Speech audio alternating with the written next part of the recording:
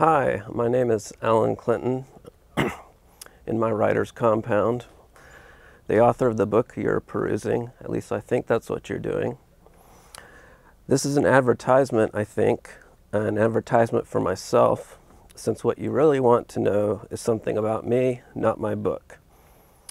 Since I use the first-person voice in my writing, I am often asked whether or not my work is autobiographical in nature.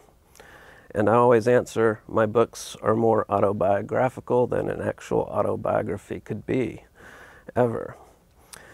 But since you want to know the real thing, the real autobiography, I'll read you some messages I have actually sent to women on the dating website Match.com.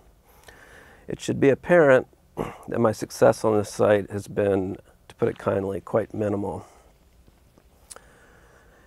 Dear Little Miss Incredible, although I believe self-improvement is a slippery slope, because once you improve one thing, you will inevitably find something else that needs improvement, and this can, as you will understand, be very addictive, I was considering at some point getting some plastic surgery.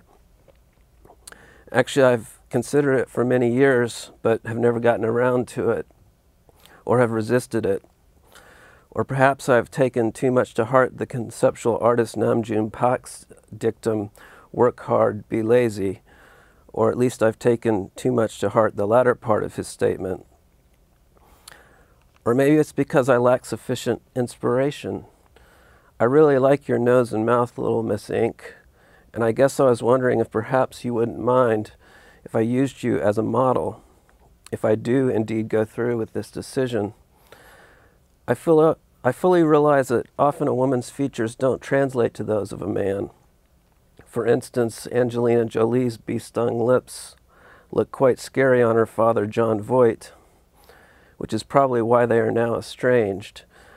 But in this case, I think it just might work. Perhaps we could work out some sort of fee for the indignation of your nose and mouth existing in more than one place at a time. Anyway, let me know. Sincerely yours, Alan. Dear Loud Italian, okay, so here I am emailing a model, which is what one does in this fantasy world. But you do love animals, so perhaps I have a shot. Those cows, do you know them? They seem nice.